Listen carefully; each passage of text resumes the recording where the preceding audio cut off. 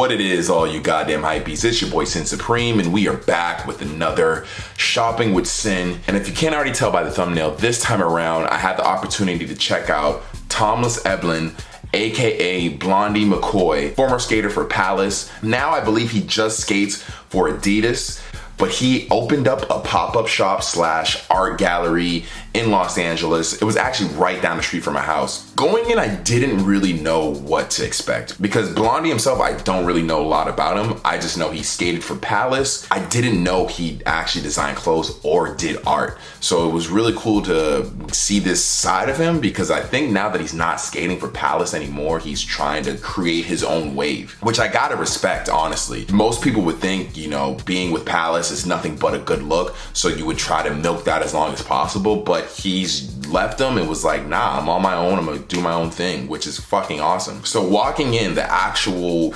art gallery aspect of it was pretty cool. It seemed like every piece was somehow related to him. There was one that was him as a kid. He was dressed up in some sort of religious garb with a cross. That one was pretty cool. Some of the pieces also looked like they were buildings from London. The space itself was very clean. It was set up really nice. When you walk in, all the items that he had for sale were all hanging on the ceiling. Like most pop-ups or most events opening night, there's always free booze. If you want people to come, you have to have free booze. He had this cross that was a mirror that had writing on it. I thought that piece was really sick. Out of all the art pieces, my favorite one was this one in the back, which was a sculpture of him on a cross hanging up, and it said Play-Doh under it and flowers. It was fucking sick. It was almost him, Jesus-like, getting crucified. Then he had this long description of what everything kind of meant, tying the whole thing in together, called The Loved One. It was very cool. The detail on the face itself was insane. To be totally honest, when it comes to things like art is such a thing that's so open for interpretation as far as when you see it, what it makes you feel like, how it makes you feel.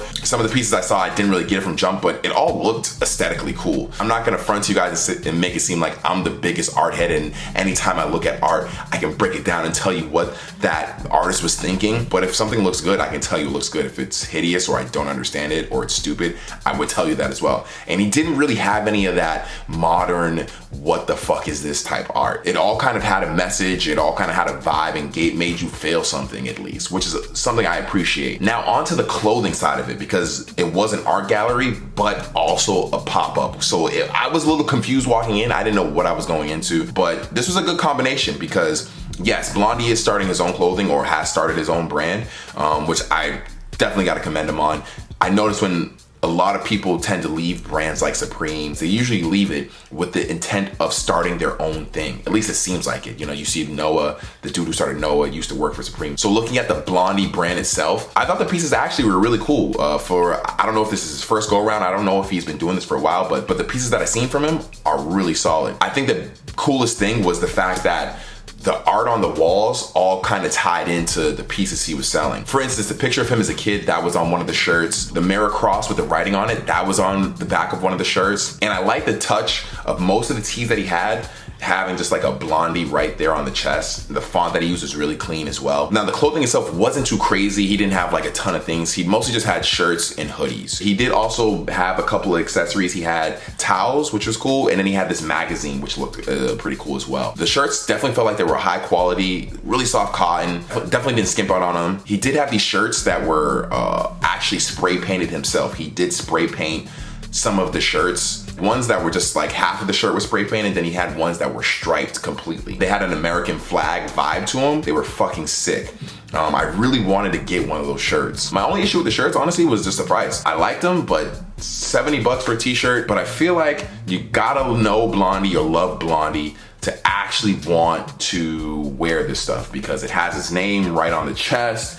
It's got his photo on the back or whatever it is, and you gotta love Blondey if you wanna rock his stuff. The vibes in the place were cool as shit. It's good DJ, good music, and he himself was there. He's a very chill dude. The fact that he came from the UK and brought this shit all the way over here to show us, I gotta respect that. So if you guys happen to be in the LA area and it's still going on by the time you see this video, I would highly recommend checking it out. Like I said, it's only a pop-up, but it was pretty fucking cool. Big ups to Blondey McCoy for taking that leap. Like I said, a lot of people might not feel like they could leave this big brand and start their own thing and feel like it can succeed. Fear of the unknown is what holds a lot of people back. So let me know, guys, are you excited that Blondey left Palace and is starting his own clothing? Or could you care less and you feel like it's just another person trying to sell you clothing with their name on it? Also, don't forget to follow me on Twitter, Instagram. Shout out to the Discord gang. If you like this video, make sure you leave a thumbs up. And if you want to see more, you gotta subscribe, bitches. As always, it's your boy Sin Supreme, and I shall see you next time.